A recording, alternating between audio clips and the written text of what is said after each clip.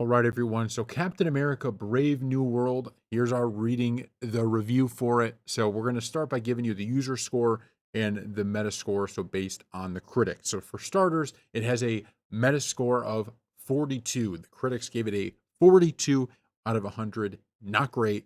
The user score wasn't far better. It was a little bit better, but not too much.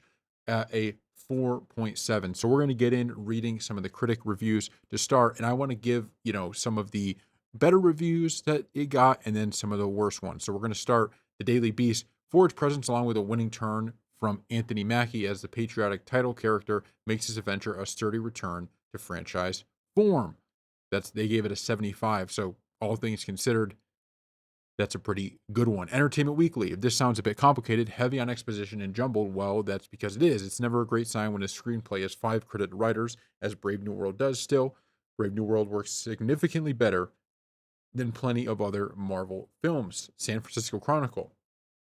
Captain America Brave New World doesn't have such lofty ambitions. Its makers probably just thought it was a cool title, but it is surprisingly engaging, primarily because of the people in it. Variety. It's superhero meatloaf and potatoes served with just enough competence and dash not to feel like reheated leftovers. They gave it a 70. Wall Street Journal. If Brave New World isn't an event film, at least it's competently executed without resorting to played out gimmickry, such as skipping across the multiverse, and it gives the audience plenty of analogies for real world problems. All right, so we're starting to get that one was also a 70. Polygon. As a Captain America movie, Brave New World is batting strongly below average. The filmmakers try to dodge the political commentary that's always marked the MCU's Captain America movies and focus on personal stakes instead, but those plot lines don't land with any force or focus. So I'm going to start with that Polygon's review. I think this is pretty good in terms of if we're comparing this to other Captain America movies, I don't think that this meets those standards, but that doesn't mean the movie as a whole isn't good. Okay, so they gave it a 65. Now we're getting into the yellow. So the Los Angeles Times, don't sweat the small stuff. They gave it a 60, or even the Marvel brand in Captain America. Brave New World proves itself to be a decent political thriller with something culturally resonant to say that exceeds mere comic book particulars. Okay, so we're going to go down. IGN gave it a 50. Captain America Brave New World feels neither brave nor all that new. Screen Crush, like I said, inconsistent. Going to keep going down here. Screen Rant. Captain America Brave New World lacks the entertainment of an MCU movie despite compelling performances from Anthony Mackie and Harrison Ford. Rolling Stone, they gave it a 40. It's as if someone had gently ladled a teaspoon of artificial political thriller flavor over a substandard Marvel movie, being oh so careful as not to upset corporate overlords or the status quo. A better title might have been Captain America Business as Usual. So those are all the ones we'll read from the critics. So for start, actually, let's get one more. Let's get one of the in the red from the New York Times. This writing is stiff and the ensemble is mostly charmless, while the visuals are slapdash. They gave it a 30. We'll give one more, the New York Post. If you thought Marvel Studios was committed to getting back on track by making fewer movies of higher quality, wait till you see Captain America Brave New World. The situation over there is so dire, they've brought back a plot line from Eternals. And they gave it a 25. Okay. So before we get into the user, I'm just going to say that I agree with a lot of what the criticism was. It felt like this didn't really take too many risks, and the overall theme of the movie, it was kind of all over the place in a way. Like you knew what was going on, but a lot of the stuff just didn't make sense. And it was a good movie, but for a Captain America movie, there's a higher standard. And I think that is really the issue with this movie is that when you call something Captain America, it has a certain standard that it has to live up to. If this was called anything else with all the same characters and all the same, everything about it, it might actually be considered a better film because it doesn't have to compete with everything we've seen from Captain America. Red Hulk was cool, the whole situation with Harrison Ford's character, spoiler alert, trying to overcome his issues was cool.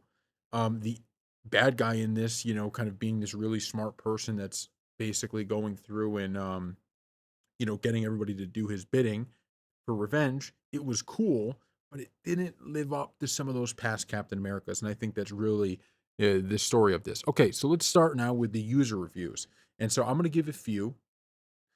Um, just probably not read as many because but I want to give a few of the positive, mixed, and negative. So we're going to start with the positive here. So Laws Lawson Man. The movie felt like a Captain America film and a Hulk film fused. The story was easy to follow and added depth to the lore, also set the stage for future film. The bad guy was nice, way better than the Marvels or the last two Avenger films. Doctor Strange 2, Shang-Chi, the movies have been the good ones.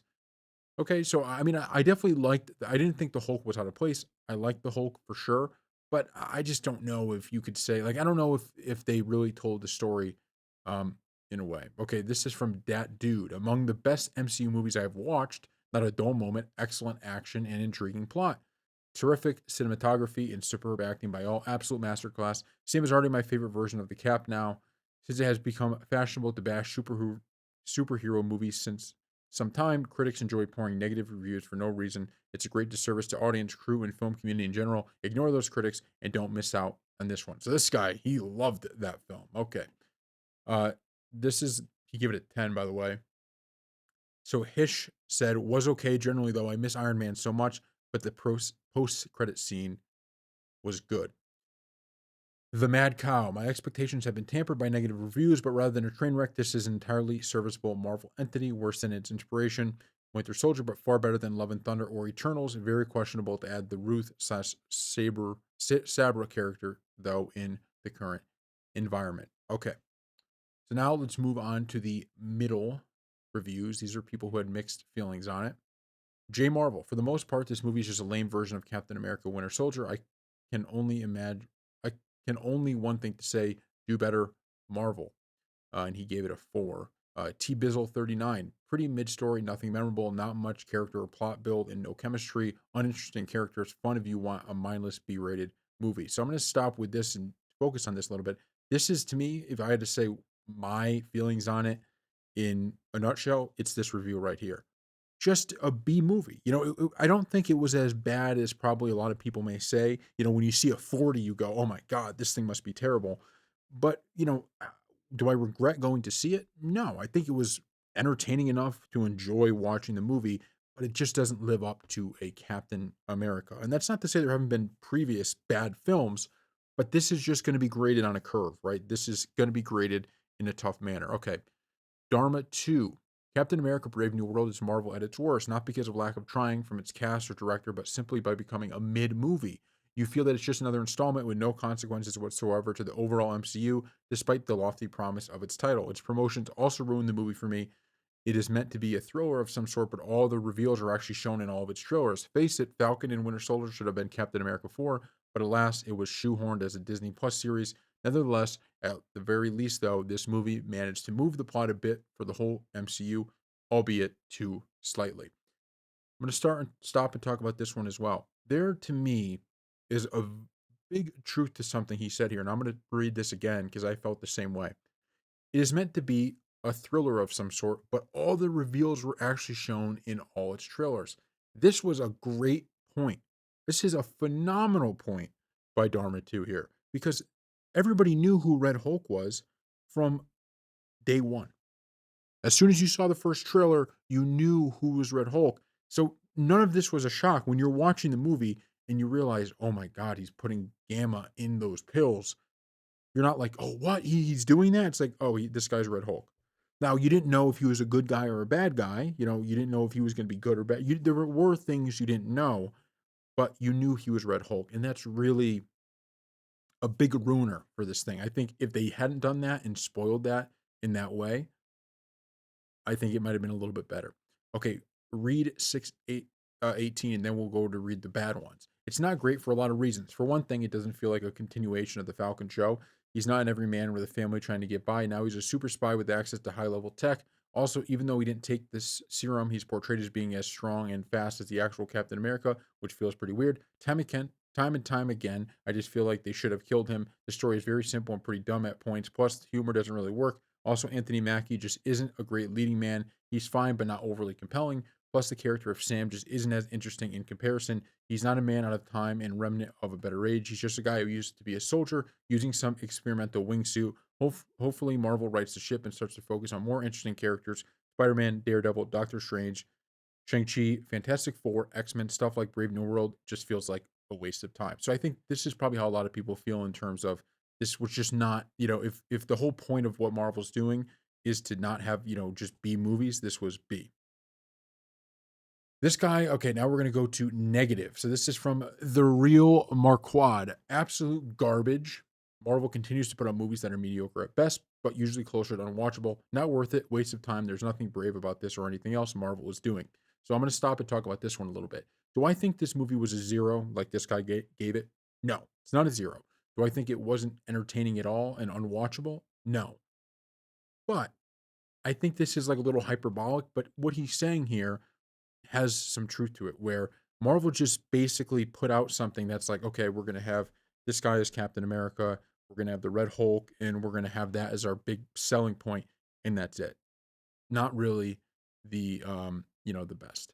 Medical shirt gave it a 2. Awful, dull, cringy, and ridiculous. Also a lot of unnecessary swearing, which was not present in previous Captain America films. Joe 80. Story was about the Hulk. Without the Hulk, action was just okay. Easily the weakest Captain America movie. Anthony Mackie does not command or have the charisma to be Captain America, and even less to lead the Avengers, which is composed of powerful beings and gods. I would rather see Captain Marvel be the new leader. He should have stayed the Falcon. All right, so we're gonna go. An actor explains here. This is what he has a pretty long one. He gave it a 1, so we'll read this. Roughly a decade ago, Marvel Studios set a new standard in cinema, having single-handedly revived the superhero genre. Marvel's movie releases blended drama and comedy with smart dialogue and excellent pace, and a continuing plot as the thread between sequels. The effort in production was clear and resounding. A new age in cinema took form as theaters began to offer lavish accommodations, including reclining leather seating and restaurant style meals served by waiters. The entertainment was thick with a true capitalist experience, and we couldn't get enough. Oh, this guy, all right, he's gonna make a lot of political stuff in here, so we're gonna not be reading that one. Not because you can't have political issues on the thing, but I'm just we're just going for the movie itself. Okay, H Melton 40, terrible movie. Loved Anthony Mackie. The directors did his story dirty. Red Hulk was pretty much the trailer. No real villains. They forced a villain arc, which is just god awful in my opinion. They could have done this in a Disney Plus series and made it better. Probably. This is ass. So yeah, I do think the story was not told the way I would like to see it told. Okay, like the bottom line is what they should have done was had the Hulk as kind of a spoiler. I think that would have been a little bit better for people. They kind of screwed it up with the bad guy in here. He is really the one that we don't know about. We get him at the end. He's the big twist that you figure out about at the end. The issue with that is that he wasn't really cool enough to be that big twist. And it's not to say he wasn't a good villain. I think he is actually a really good villain, but he wasn't like the big moment, right? The big moment is when the president becomes Red Hulk. And if that was a shock to people, they didn't know Red Hulk was in here, it would have been better. The problem is they were trying to sell this movie. And by selling it, they had to put the Red Hulk in there. That's that's simple. They could have I think they would have had a much better movie had they not done that. All right. Last one we're going to read. Valorant is trash. Give it a 1. What a mess. Boring, bloated, horrible movie. Has garbage cheap CGI and special effects. How is CGI getting worse? It's 2024 and CGI was 10 times better 10 years ago. Someone paid for my ticket to see this dumpster fire and I'm still mad. This movie deserves the 1 giving it. Okay. You know, so overall, I think this movie just doesn't live up to what it needed to. When we're talking about Captain America, when we're talking about Marvel, we're talking about something that needs to deliver on all ends, and this just doesn't do it. It's really that simple. And there were good moments. I don't think this was a bad movie. I don't think this is one of those things where you're like, man, that movie stunk. But it's a movie where you're like, I knew the Hulk was going to end up coming out. I knew who the Hulk was. You basically knew a lot of what was happening and you were just watching it unfold. And for a movie like this, the only real point that would make it a good movie is if those shocks did occur. And the only real shock we had was finding out who the bad guy was. And I'm sorry, that just is not enough to deliver what they needed to deliver for this film. So thank you all for watching, and we will see you next time.